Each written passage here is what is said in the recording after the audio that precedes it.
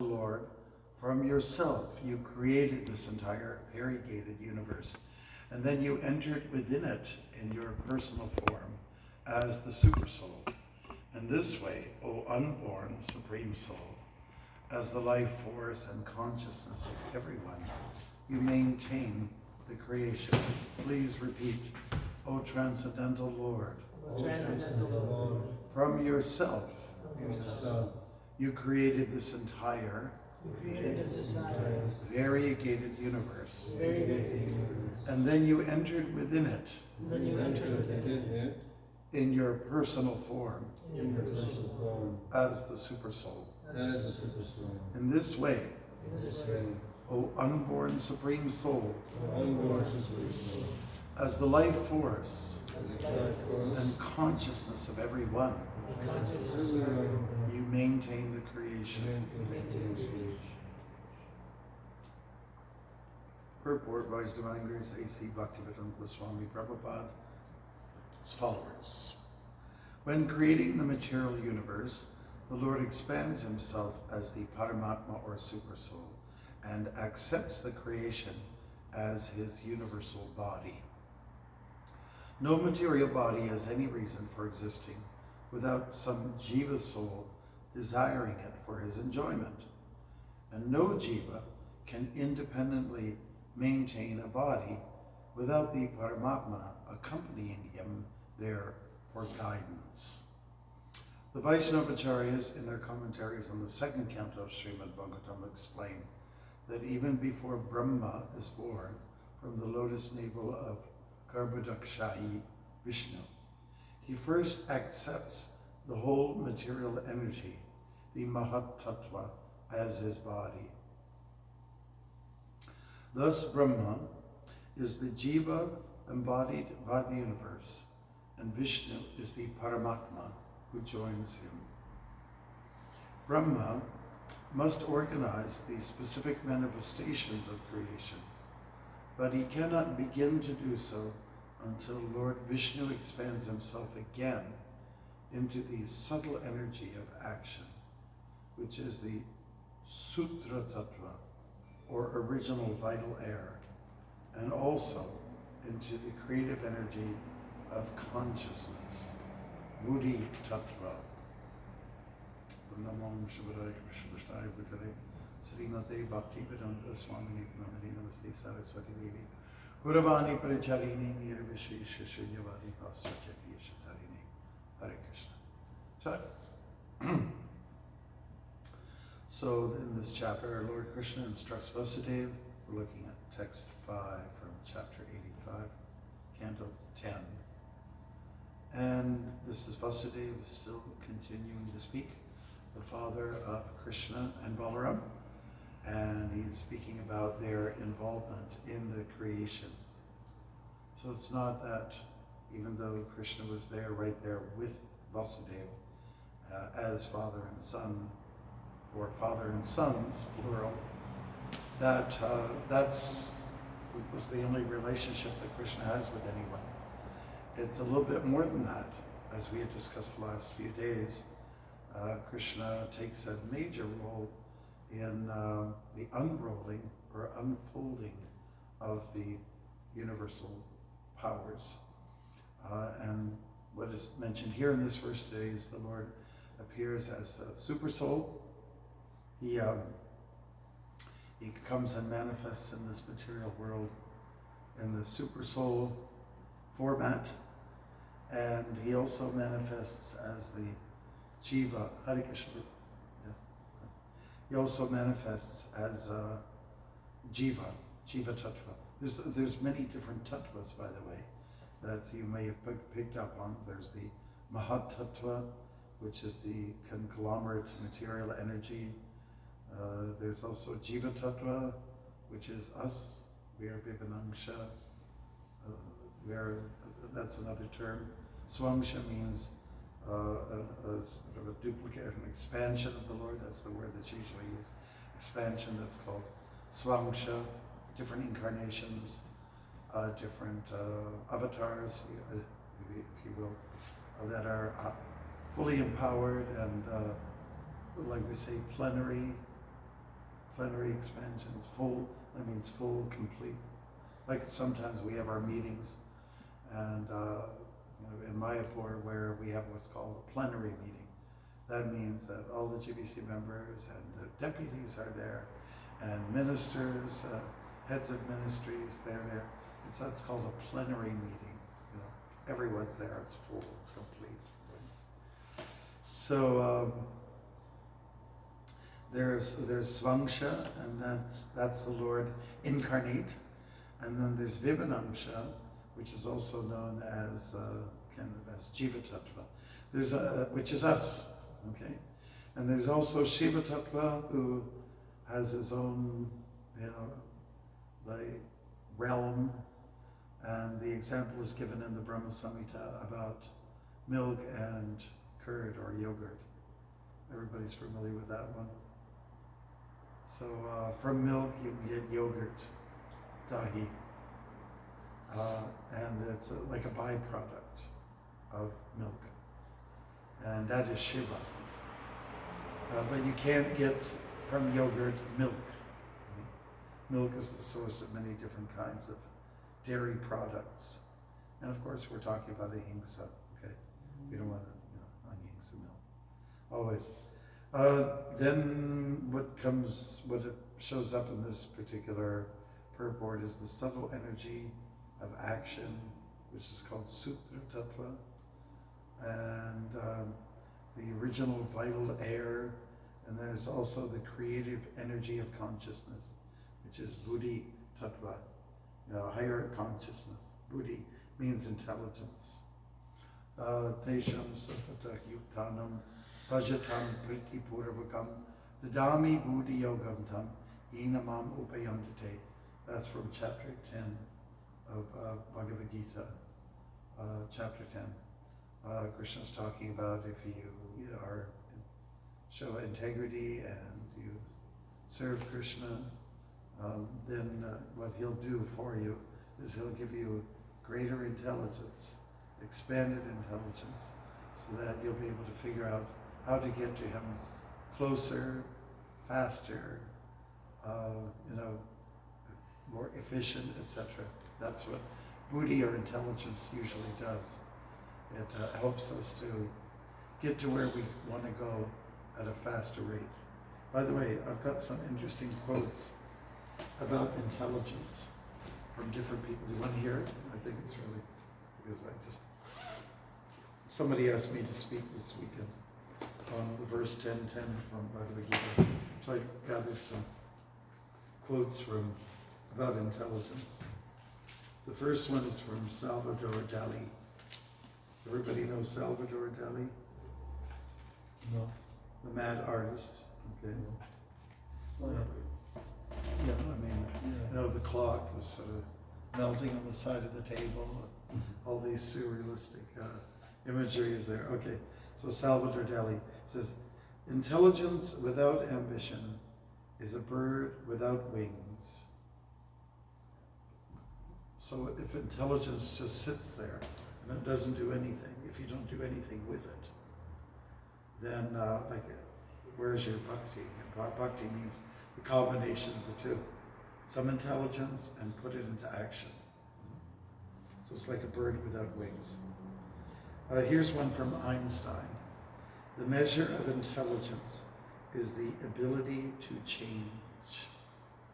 Sometimes you have to change formats. Sometimes you have to change locations. Sometimes you have to, have different scenery. Sometimes you have to change your clothes. If you don't change your clothes, or you don't wash them, people are going to run away from you. So anyway, intelligence, the measure of intelligence is the ability to change. You have to adjust to the time, place, circumstance. Keep the core values in place, but we have to be ready to change. Just like we know some devotees that say, oh, everything was so great when I joined, it was 1974, and so many people were joining, so everything, whatever we did then, we should just keep that. Okay, but the world has also changed a little bit, and you might have to adjust in a few areas. But just remember, Krishna is still God, and he's still blue. That won't change. Okay. But the presentation may have to change a little bit. If we did everything now what we did in 1974, you'd laugh. You'd laugh. Okay, and this is from Martin Luther King. He said, intelligence plus character. That is the goal of true education. Now you have to show character. And it was Martin Luther King, he really adored Gandhi for his, let's say, non-violent approach to violent things, to things that were wrong. Said, let's change things a little bit. And Gandhi's approach was very, very calm and, like not confrontational. Has anybody seen the Gandhi movie, by the way? Yeah. Yeah, when it first came out, we would go to the movie lineups and chant Hare Krishna. Mm-hmm. And some people liked it. They just thought, okay, we fit in. There you can see during the strike, for the salt that they were bringing in, the British were trying to do something where the Indians were not benefiting from it. It was all to the advantage of the UK and not for India. So anyways, there was a revolt against that. And then there's a scene in there where the newly arrived, they weren't newly arrived, I think, indentured laborers from India came to South Africa around 1910, somewhere in there. I was there in South Africa for their 100th anniversary, Rath Yatra.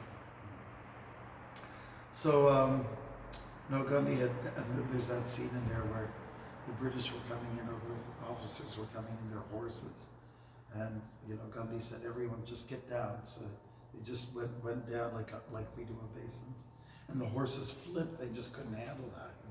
They couldn't deal with it. One time we had kirtan in New Orleans, and myself and our small little theater troupe went down there. They paid our way and everything like that. And it was 2 days of shows in a park. And one day we got bumped by these professional bhajan singers. They said, okay, Mara, sorry, but And then I said, I could understand, but my actors, they were really upset. They said, how could they do this to us? We're on the schedule, blah, blah, blah, blah, blah.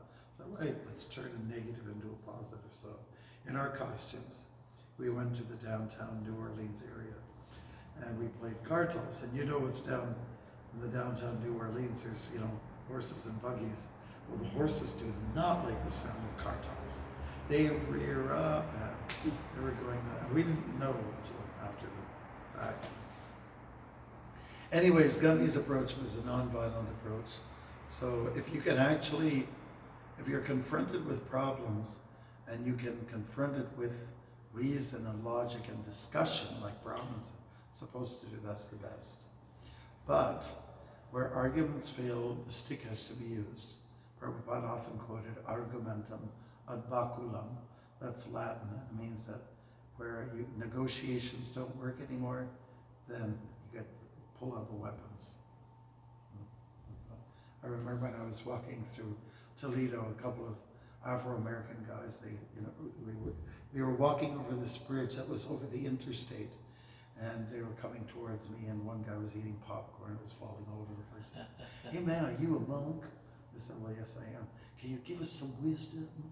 And I said, okay, well, first thing is that whenever you have some difficulty in life, challenge, please try to speak first and use a weapon as a second choice, but not the weapon first, and the other way, and reason later. Use rational discussions first. But, hey man, that's so cool. Okay, so anyways. So Martin Luther King was very much an admirer of those who were approaching things, difficulties in a non-violent way. And of course, he was violently dealt with, unfortunately. Some people didn't get the message. Here's a quote from Lawrence J. Peter. Don't know much about him, but he says, sometimes I wonder whether the world is being run by smart people putting us on, or by imbeciles who really mean it. It's hilarious. Here's another one from Napoleon. This one you've got to, you'll have to laugh at this one, or at least be pensive about it. Napoleon said, in politics, stupidity is not a handicap. In politics, stupidity is not a handicap. And here's another one. I think it's just an unknown source. The difference between stupidity and genius is that genius has limitations. I'll read that again. The difference between stupidity and genius is that genius has its limitations. That means stupidity doesn't have limitations. It goes on. Okay. So I don't have to mention any names about political leaders who are now supposedly leading their nations. I don't have to mention. It seems that stupidity reigns. Anyways, those are some quotes. There's a lot more. And I just thought that it was kind of nice that in the purport the devotees chose to get a little bit technical about things, and there's some religious paths that there have no technicality about them at all. There's no sophistication, there's very little philosophy even. It's all basically run on sentiment. But there's very little, they talk of compassion, and that's okay. But when it comes to philosophy, like jnanam, we call that jnana in Sanskrit, there's very little of it, being projected. And so it falls a little bit short in trying to attract some people.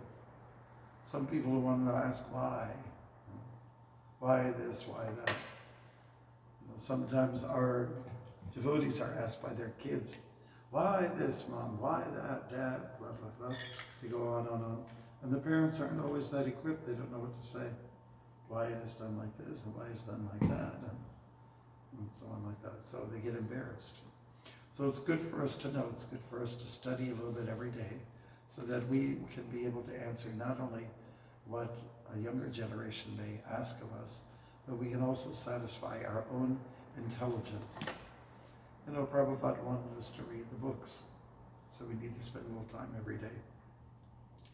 When one of our devotees here in Toronto was kidnapped by a deprogrammer, our GBC of the time mentioned it to Prabhupada.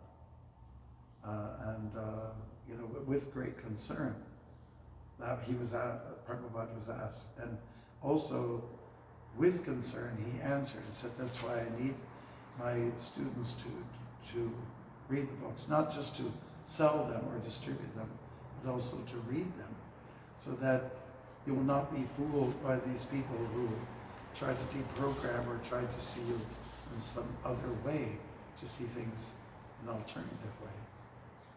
So it's reading the books that makes all the difference. So to get all these tattvas down, I think it's very interesting. And tattva means truth.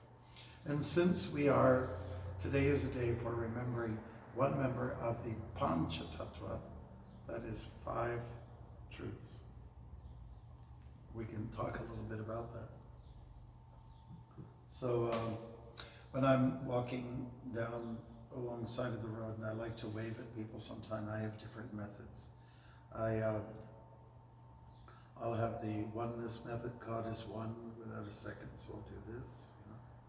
And then sometimes I'll wave a peace sign, that means Radha and Krishna. And then sometimes I'll just do the Pancha Tattva, which is 5 fingers in the air. Pancha, 5 tattvas. Okay? And depending on who it is, you have to see if it's a young person, you go like this. With a couple of old fogies, you gotta go like that. And seems to work here. Just have to, that is if the windshield, if the glass isn't too dark, which sometimes tends to be, that if you can see kind of clearly people coming, after a while you get pretty good at it.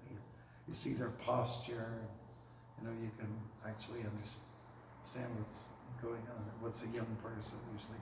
You can tell by the way they drive and how much noise they make. So Vasudeva was just talking about the presence of the Lord, the insertion of material energy, the insertion of himself in that material energy, manifesting as Paramatma. That's also called Vishnu. It's a form of Vishnu. Does anybody remember the name? What is it? Kshirodakshay Vishnu, right. What are the other Vishnu forms? Karunadakshay Vishnu. And what can we say about that Vishnu manifestation?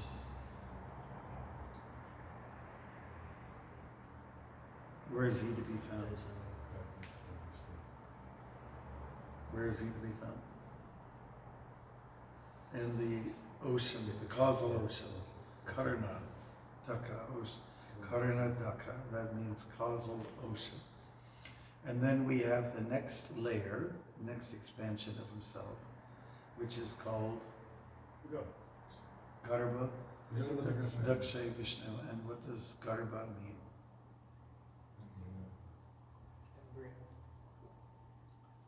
Yeah, it refers to the Garbha, the stomach here. And the lotus coming out, lotus flower, Brahma, that kind of like that's a secondary expansion of himself to do with the creation. So Garbha Dakshay Vishnu. And then finally there's Kshirodakshay Vishnu, which is the Lord manifest in the heart of all living entities as Paramatma, our guide, our guardian angel, whatever you want to say, our mentor, our witness within. Upadrashla Anubantascha. Krishna says in Bhagavad Gita, the Lord is the overseer and over-permitter. He permits things, or he doesn't permit. And his overseer watches us, he's watching us. Everything we're doing. There's no way you can get away with doing something in private or secret. He's watching. So if you're robbing a bank, you say, no one's in here right now, it's the middle of the night, you're just fooling yourself. God is there in your heart, and he's watching what's going on. He knows what's happening. He's registering everything. And if he is not, and of course he is, there's a company of people. In the nighttime, it's the moon that's watching. You can see through the ceiling and the walls and the rooftops. And in the daytime, it's Surya, the sun god, is watching. There's a lot of witnesses out there. And there's a whole chapter devoted to the witness God in the Bhagavad Gita. We can find out more about him in the Bhagavad Gita. Paramatma. Atma means the soul, and Paramatma means the supreme soul, or super soul, Superman version of the soul. Watching, waiting, permitting. Sitting there as if neutral, okay, detached, yeah. You want to surrender? That's great. You don't want to surrender? I'm waiting. I'm waiting. I'm waiting. I got my drink here. I'll drink permanently, like people have their coffee cups, and I hang on to them all morning for about 4 hours. These big cups, the little thing that you sip through. I'm waiting. I got the whole day. I got my whole life, and waiting, watching, witnessing, observing, permitting, not permitting, and seeing there, just being there, and actually sitting there as a friend. We go through our struggles, we go through our difficulties, and the Lord is right there with you. All we have to do is, my Lord, can I tap into you? I said, sure you can. I've been waiting for a while. A few lifetimes now. Thanks. I appreciate it. I appreciate the attention. I appreciate the acknowledgement that finally you get it. I'm with you. Yeah, I've been here all this time. Just waiting for you. For something to happen. Now it's happening. The happening. Okay. All right. Song from the 60s. All right. And so those are some points. Does anybody want to bring up anything at all? Because we want to. Do we have a source where we can read from? Yes, Dharshri, in relation to what we got. You're saying you go on your walk, you make different hand gestures. Oh, yeah. Hand You gestures. might want to be careful with, if you put your hand up like that, because they might think, well, they might think stay away. Oh, yeah. They might, Well, they might think it's a I just negative. make sure it's a friendly one like Or this. if you wave, that's better, yeah. I just Okay. go like this, you know. Like if you're from India, Because they have these strange negative thoughts. there's a hand gesture like this. Yeah. They go like this. What does that mean? That means come here. Oh, But if you see it from a distance, it'd be sort of like, get out of here. well, When I was walking in Ireland, this happened to me a few times. The men do this. That's their way of greeting. They go, and I thought they were trying to say, get out of here. Get out of town. They just go. So everybody's got different gestures. Do we have something to read on Gadadhar Pandit? You want to do him first? Well, we can, either one. We were just mentioning about the tattvas, so Panchatattva.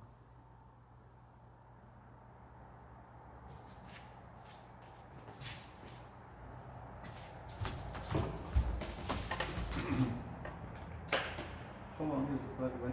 Very, very Ooh. I can find it. Okay, so we're just going to read a little portion of this. So, Prabhus, have your ears peeled, okay?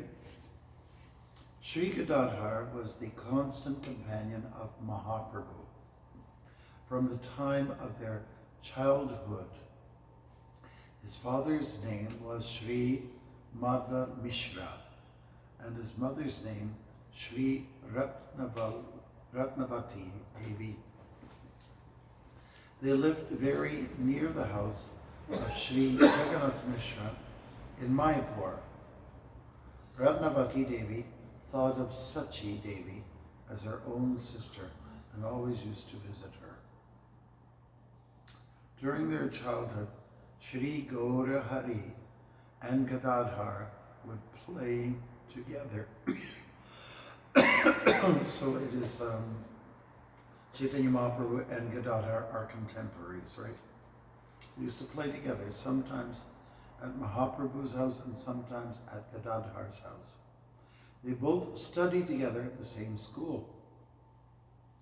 Gadadhar was a few years younger than Nimai. Nimai couldn't remain without Gadadhar even for a moment.